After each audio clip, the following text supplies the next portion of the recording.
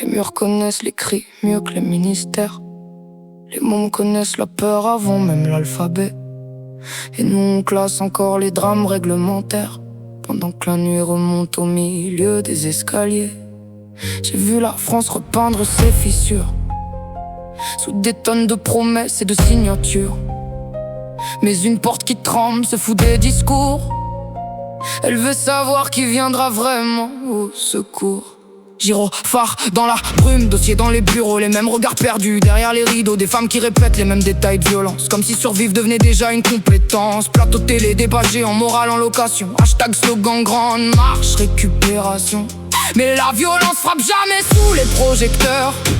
Elle retire ses chaussures avant d'entrer dans les demeures. Et moi je regarde ce pays noyé dans ses archives, capable de construire des missiles, mais pas de garder des mères en vie.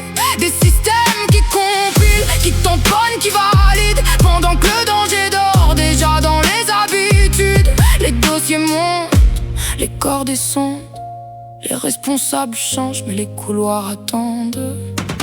Combien de rapports avant que les impacts s'arrêtent? Combien d'enfants avant que la machine s'inquiète? Combien de phrases faudra encore publier pour comprendre que la peur laisse des traces sous la peau? Protection réelle avant les symboles, avant les drapeaux qu'on recycle. Moi je veux des structures assez solides pour tenir même quand l'époque vacille. J'en ai marre des tribus politiques, des promesses tragiques maquillées en logique. Moi je voterai le jour où quelqu'un viendra avec des preuves capables de tenir jusque là.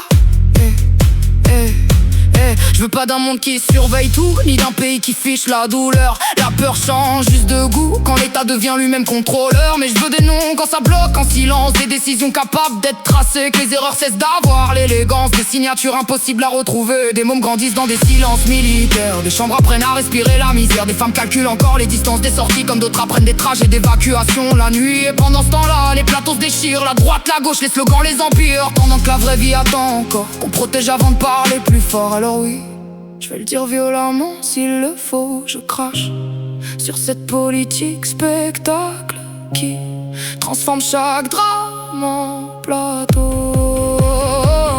Chaque victime en statistique, chaque colère en électorat, pendant que les mêmes mécaniques continuent de broyer sous vos débats. Vous voulez que je vote? Expliquez-moi d'abord ce qui bloque, expliquez-moi pourquoi les systèmes craquent et qui refusent encore de réparer les failles. Je suis pas là pour vendre des miracles, les sauveurs finissent souvent dans les scandales. Moi je parle de réparer les angles morts avant qu'ils deviennent des fausses nationales.